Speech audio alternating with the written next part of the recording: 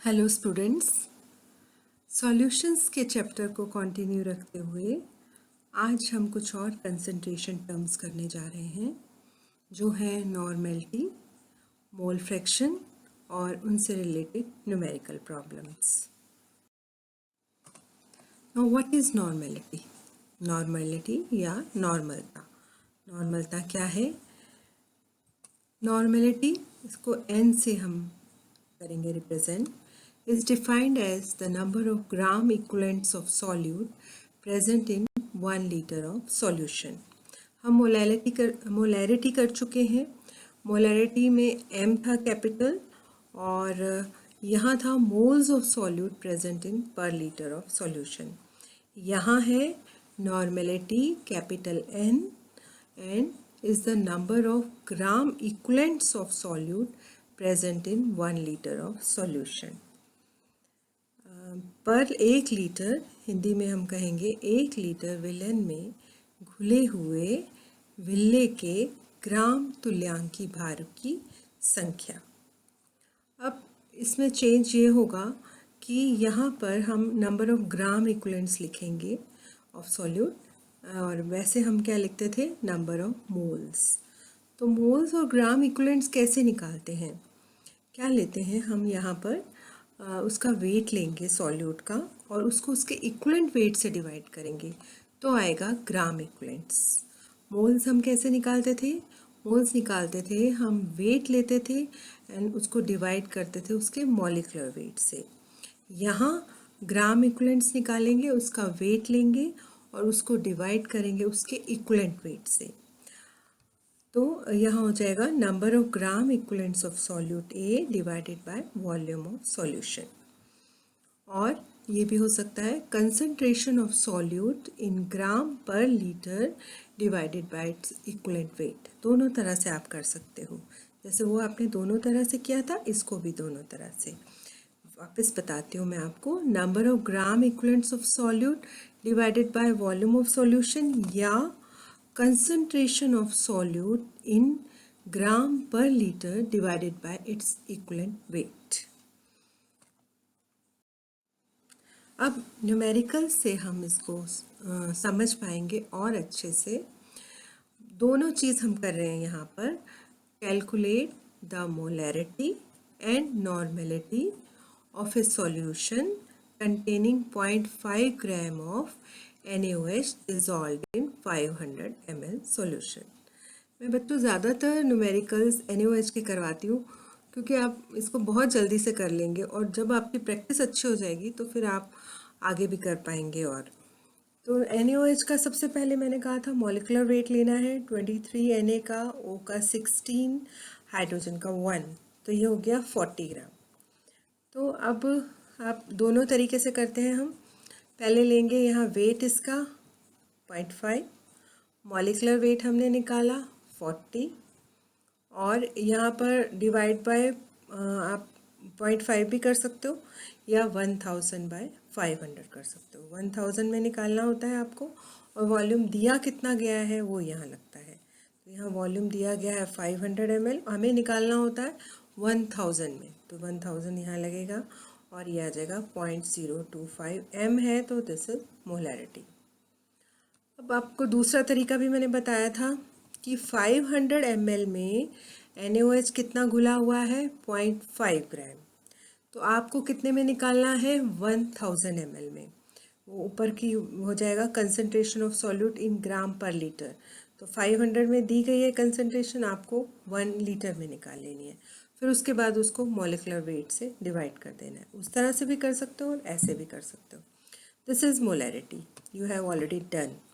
Now it is normality capital N।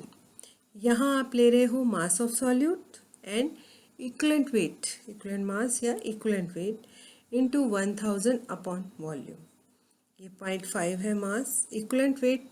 अब यहाँ पर NaOH के केस में मोनोवेलेंट कंपाउंड है, तो इसके अंदर इसका इक्विवेलेंट वेट भी सेम है और मॉलिक्यूलर वेट भी सेम है।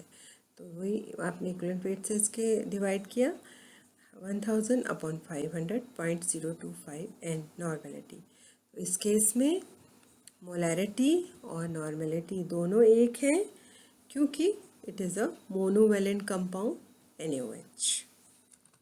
तो अब आगे अगर हम करते हैं दूसरा एग्जांपल आगे लेंगे, तो उसमें अगर हम कोई ऐसा कंपाउंड लेते हैं जो बाईवेलेंट है, ट्राईवेलेंट है, तो उसके हिसाब से उसका इक्विवेलेंट वेट, मोलैरिटी को, मॉलिक्यूलर वेट को हम डिवाइड कर देंगे।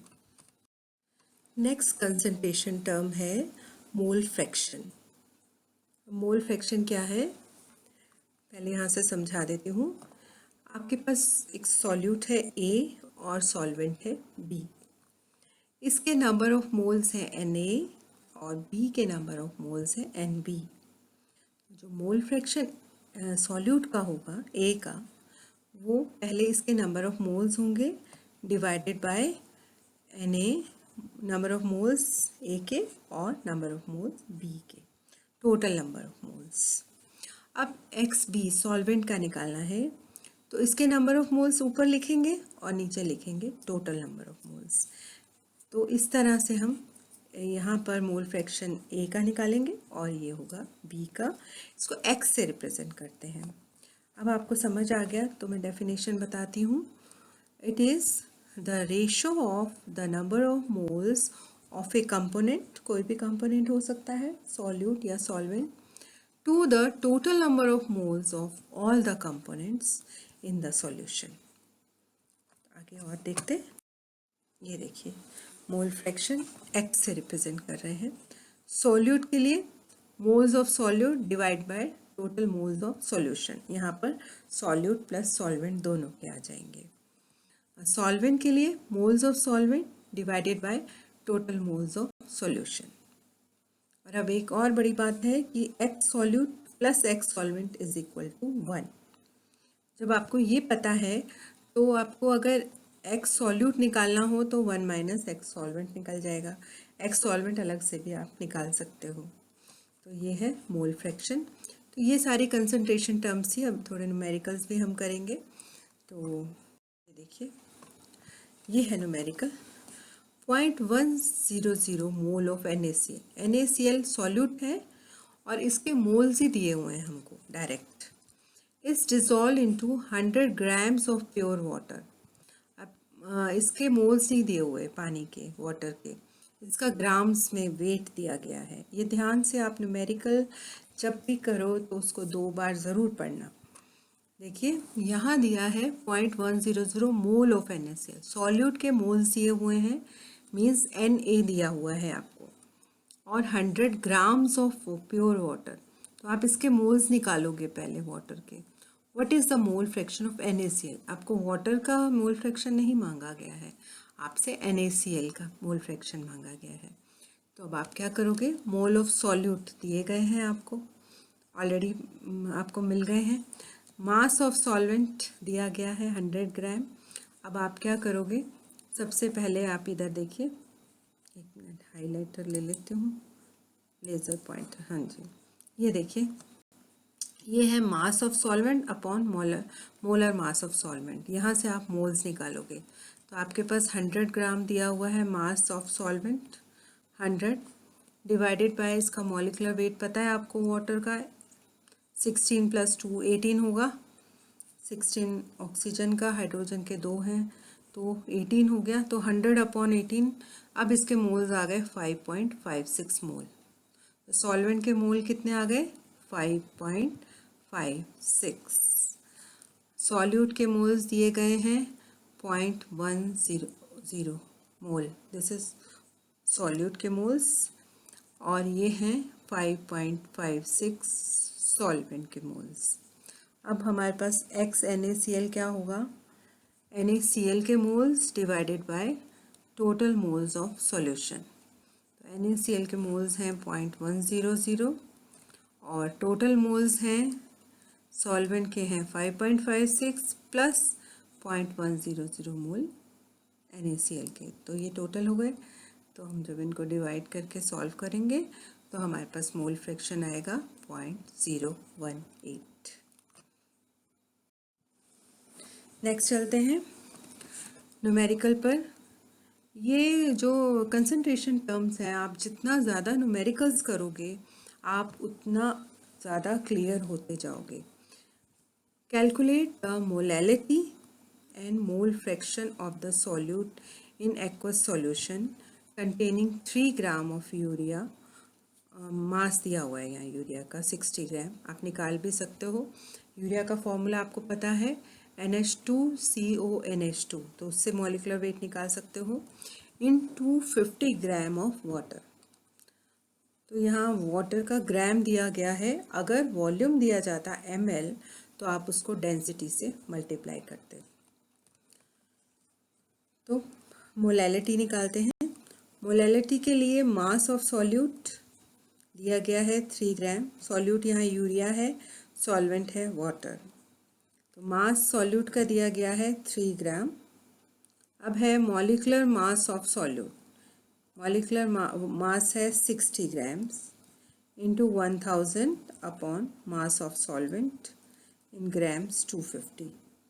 तो हमें क्या निकालना होता है, 1000 ग्राम सॉल्वेंट में कितने सॉल्यूट के मोल्स हैं, वो होते हैं मोलैलिटी। स्मॉल m से रिप्रेजेंट करते हैं। मोलैलिटी होती है 1000 ग्राम सॉल्वेंट में कितने मोल्स हैं सॉल्यूट के। तो मास यहाँ और मॉलिक्यूलर मास, ये तो निकल गया यहाँ से नंबर ऑफ मोल्स। अब 1 लीटर में निकालने हैं तो हमें 250 में दिए गए हैं, नहीं 1000 ग्राम में निकालने हैं सॉरी, और 250 ग्राम में दिए गए हैं। तो 1000 upon 250 is equal to 0.2 small m। अब निकालते हैं mole fraction of urea. Urea का मोल फ्रैक्शन निकालना है हमको। तो मोल फ्रैक्शन ऑफ यूरिया के लिए हमें क्या पता होना चाहिए, moles of urea divided by total number of moles of urea plus water.